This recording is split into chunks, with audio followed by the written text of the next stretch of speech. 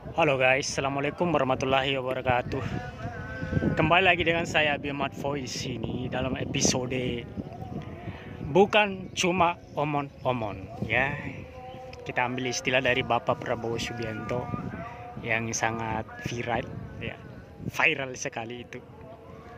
Dia bilang bukan hanya omon-omon.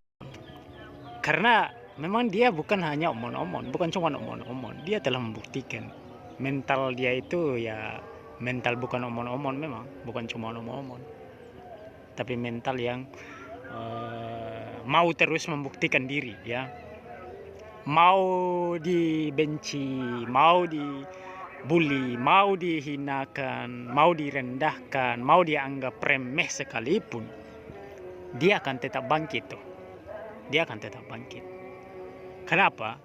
Karena mentalnya memang bukan cuman omon-omon. Dia tahu kapasitasnya, dia tahu apa yang dia sudah kerjakan, maka hasilnya pun bisa saja dia prediksi bahwa saya akan menjadi ini di masa depan kalau saya menanam ini di masa sekarang. Nah, itulah yang namanya bukan cuman omon-omon ya. Kita tanam benihnya sekarang ya, kalau padi yang kita tanam ya nanti akan banyak padi yang diduplikasi ya di tanah-tanah kebun atau sawah kita. Jadi teman-teman, hiduplah seperti kata Prabowo itu. Jangan cuman omon-omon saja ya, buktikan ya. Kalau sekarang teman-teman betul-betul berada di titik terendah, terkungkung dalam kemiskinan, ya, berada di tempat yang terkutuk. Saya sering menyebut tempat terkutuk, tempat tinggal kita misalnya masih sebatas kontrakan atau kos-kosan, bukan kita punya sendiri. Saya akan menyebutnya tempat terkutuk kalau kita menganggapnya itu tempat terkutuk. Bukan berarti ini tempat yang sangat buruk ya. Tidak buruk kok. Kalau kita mampunya hanya seperti itu ya kita syukuri. Alhamdulillah, alhamdulillah. Tapi apakah kita mau seperti itu terus? Tentu tidak ya. Kita menginginkan punya rumah sendiri, punya mobil sendiri ya. Jadi kita ini dalam hidup berpikiran untuk ya, bukan hanya merasakan cukup pada diri kita sendiri, tapi berpikir kita ini adalah salah satu orang yang terpilih untuk memutus mata rantai kemiskinan. Kenapa saya selalu mengulang-ulang pembahasan ini? Bahwa kita harus menjadi orang yang percaya dan yakin betul pada diri kita bahwa sayalah orang yang akan memutus rantai kemiskinan dalam keluarga ini ya. Kalau memang kita berada dalam satu keluarga yang betul-betul semuanya miskin ya, kita melihat keluarga kita, kita berucap, kita bukan saya beranggapan bahwa keluarga miskin itu buruk ya teman-teman. Tentu saja ada yang mulia ya, bahkan ada orang miskin itu lebih mulia daripada orang kaya karena mereka tak perlu dihisap banyak-banyak ya ketika nanti dia umil hisap kan begitu. Tapi di dunia ini kita bicara yang realistis saja, yang realistis. Kapan kita punya akses ke harta tersebut, ke kesuksesan, kita juga bisa punya akses ke kehidupan yang lebih baik teman-teman. Kita bisa membantu banyak orang, bukan cuma hanya diri kita sendiri yang kita kenyangkan ya, bukan kita hanya memikirkan untuk diri kita sendiri ya.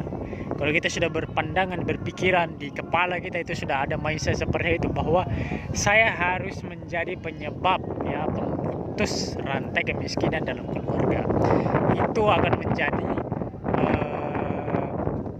teladan ya, memandu teman-teman ya, dasar pijakan teman-teman untuk melangkah ke depan bahwa saya ini bukan mencari rezeki bukan hanya untuk diri saya sendiri. Saya mencari rezeki ini untuk keluarga ya, untuk adik-adik saya, untuk misalnya kakak juga bisa mau dibantu kalau mereka dalam keadaan kekurangan dan sebagainya.